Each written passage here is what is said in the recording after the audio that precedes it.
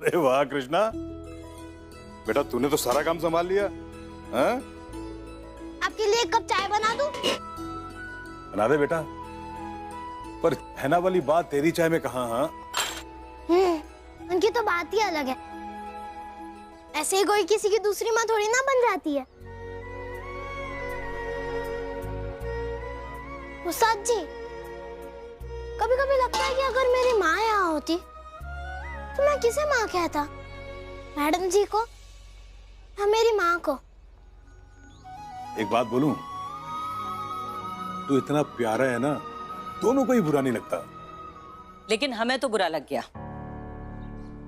क्यों बड़ी मालकिन? इसलिए कि हमारे होते हुए हमारा पोता चाय बना रहा है। यशोदा नहीं है तो क्या हुआ, खाली वक्त में हम उसकी जगह ले सकते हैं ना। सही कहा अम्मा। चलो हटो यहाँ से।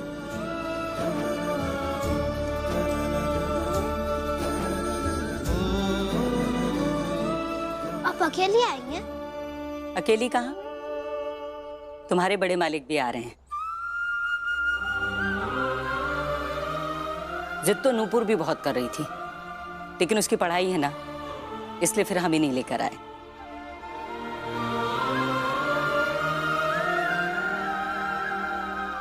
वैसे कृष्णा, तुम भी नाना तो करते हो, लेकिन अपने दादाजी को मिस करते हो ना बेटा? नहीं, ऐसी कोई बात नहीं है। अच्छा, देखो झूठ बोलना बिल्कुल भी अच्छी बात नहीं होती।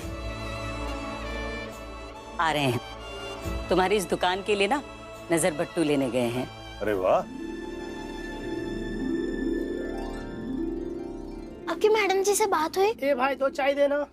हाँ अभी देते हैं। नहीं, तुम्हारी नहीं हुई?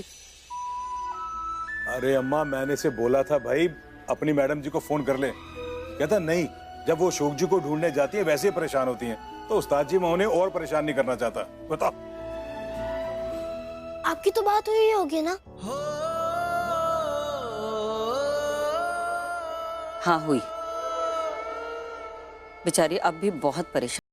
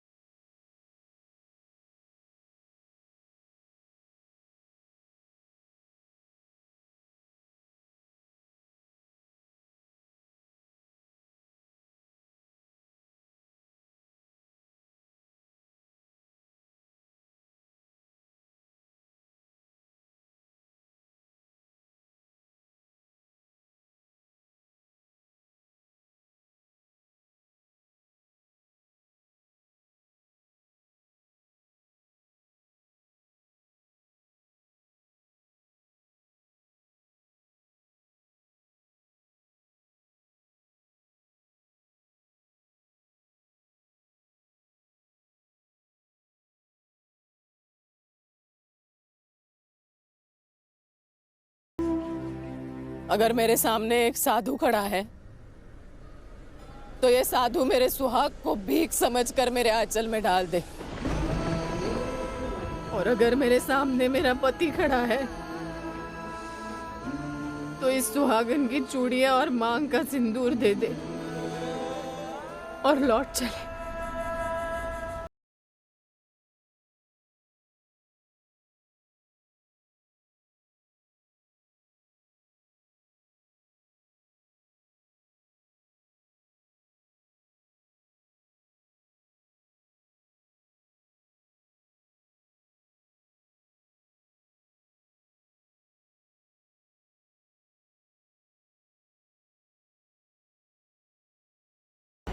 ना ही पति के रूप में, ना ही एक पिता के रूप में। अब तक हर मुसीबत से भागता आया हूं। अब आप क्यों चाहती हैं कि मैं यहां से भी भाग जाऊं? उस दुनिया से भागा हुआ अशोक यहां पे भी भगोड़ा बन जाए। और फर्ज करिए मैं अगर वहां वापस आ भी गया तो कुछ भी झेल नहीं पाऊंगा। मेरे ना रहने से कृष्णा पे नाजायज होने के सवाल कम उठते होंगे, लेकिन अगर मैं वहां चला गया तो ये सवाल बढ़ते जाएंगे। आस्था, अनूपुर, अम्मा, बाबूजी को सबको मेरे कर्मों का फल भुगतना पड़ेगा। अभी थोड़ी बहुत आदत तो हो गई होगी उनको मेरे बिना रहने की, इसलिए मेरे ना लौटने का दुख भी कम होगा। लेकिन मैं चला गया तो सबकी तकलीफें बढ़ जाएगी। आपने आस्था, नुपुर दोनों को बहुत अच्छे से संभाला है और आगे भी संभाल लेंगी। लेकिन इस परिस्थिति में अगर ये गुनहगार उनके बीच गया तो वो कभी मेरे गुनाह से बाहर नहीं निकल पाएंगे। लेकिन अगर मैं यहां सन्यासी बनकर रहा तो कभी ना कभी मेरे गुनाह माफ हो जाएंगे। कृष्णा को अम्मा ने स्वीकार कर लिया है और एक दिन बाबूजी और पूरा परिवार भी स्वीकार कर लेगा। आप लोग एक सुखी परिवार की तरह रह सकेंगे। फिर मैं भी सन्यासी के रूप में कभी कभार आपसे मिलता रहूंगा और सदैव ईश्वर से आप सबकी सुख शांति की प्रार्थना करता रहूंगा।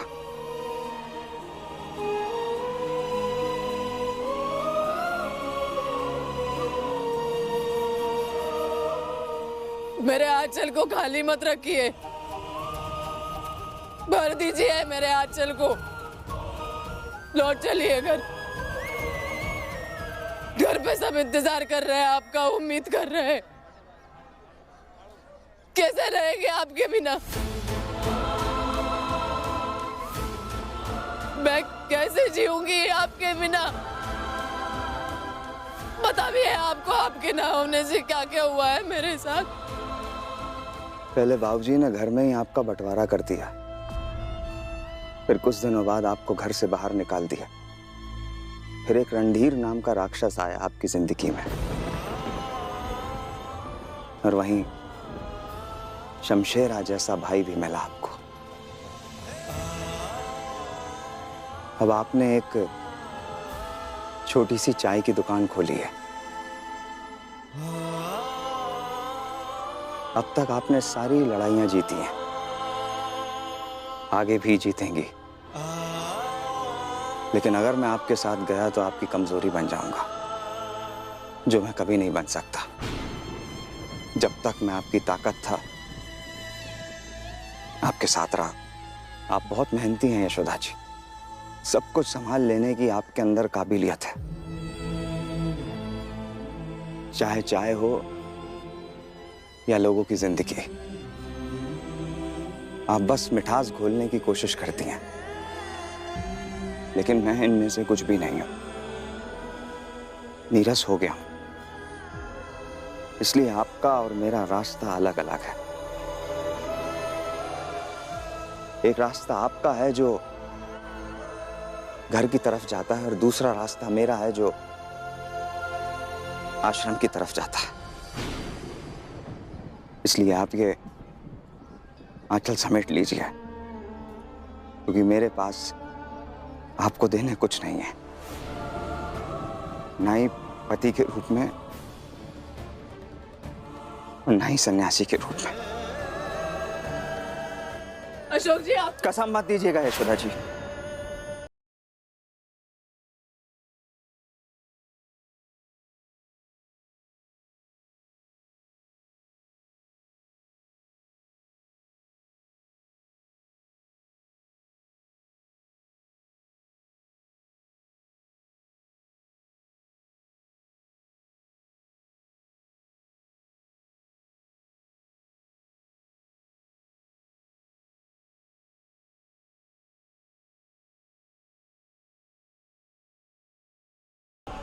अशोक जी रुकिए रुकिए।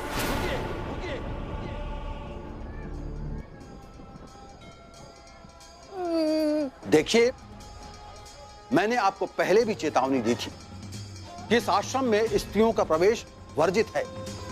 आप वापस लौट जाइए। दीक्षा के अनुष्ठान की तैयारी प्रारंभ कीजिए।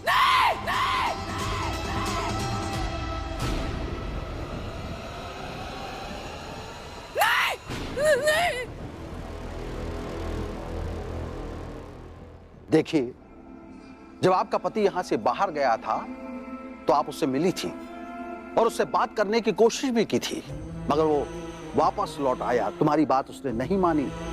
हम भी उसे कुछ महीनों से देख रहे हैं। और एक बात और, हम किसी भी व्यक्ति को दीक्षा तब देते हैं जब हम पूर्णतः आश्वस्त हो जाते हैं कि यह व्यक्ति संसार के तमाम मोहों को छोड़कर इस मार्ग पर चलने का प्रयास करेगा। तुम्हारे पति के अंदर अब पिछले जीवन का मोह समाप्त हो चुका है, इसलिए तुम वापस लौट जाओ। प्रतीक्षा करना व्यर्थ है। आप एक बार समझाइए ना उन्हें, प्लीज। आप समझाएंगे तो समझ जाएंगे वो। उनसे कहिए ना, उनकी पत्नी, उनके बच्चे, उनके माँ बाप, हम सब अधूरे हैं उनके बिना। हमें जरूरत है उन्हें समझाइए ना एक बार, प्लीज प्लीज। देखो, ये हमारा फैसला नहीं है, ये अशोक का फैसला है और वो निर्णय ले चुका है। अब हमारा ये कर्तव्य है कि हम अपना धर्म निभाएं। बाबा एक बार तो बात कीजिए ना उनसे। अशोक यशोदा जी, मैं गृहस्थ जीवन को नहीं मानता, लेकिन आप तो मानती हैं ना, इसलिए मैं आपको कसम देता हूँ। आपकी बिंदिया, चूड़ियां, सिंदूर और आपको आपके सुहाग की कसम। लौट जाइए यहाँ से। नहीं, आपके बिना नहीं लौटूंगी मैं यहाँ से। नहीं, लौट जाइए यशोदा जी।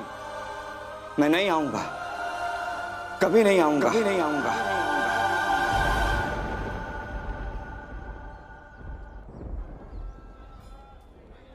अशोक, अब इस घड़े के जल को अपने हाथ में लेकर चारों दिशाओं में फेंको और इस तरह से फेंको कि ज्यादा से ज्यादा दूर जाकर गिरे। जी बाबा।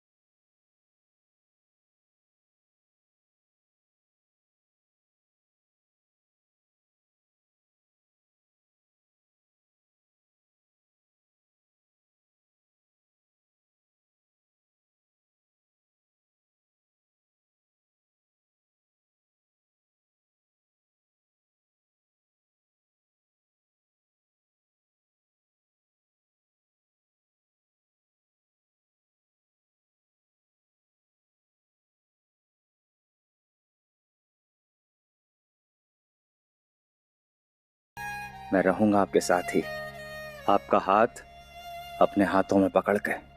अशोक, अब घड़े का शेष जल अपने ऊपर डालो और ये मानकर डालो कि तुम्हारे पिछले जीवन की समस्त स्मृतियां इस जल के साथ बह रही है। इनके बहने के साथ ही तुम्हारे आगे का मार्ग नया और अलग होगा।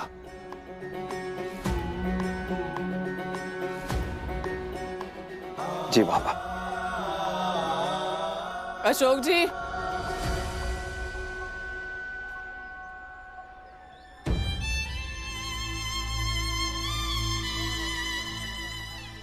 लीजिए दीक्षा। बाबा दे दीजिए इन्हें दीक्षा। अब तब तक यहां से नहीं जाऊंगी जब तक इनकी दीक्षा विधि पूरी नहीं हो जाती। यही खड़ी रहूंगी ताकि ये देख सकूं 40 साल बाद के सपने दिखाकर कैसे कोई अचानक कुछ ही सालों में छोड़कर भाग जाता है।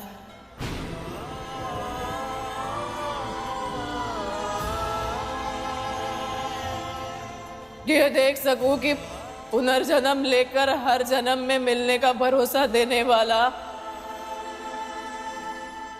इसी जन्म में अलग रास्ते चला जाता है।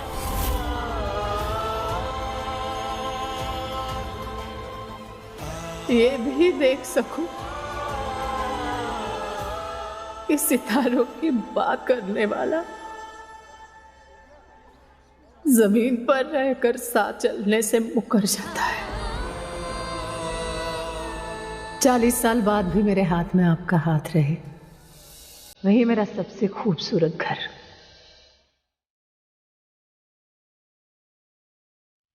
यही खड़ी रहूंगी ताकि ये सब देख सकूं।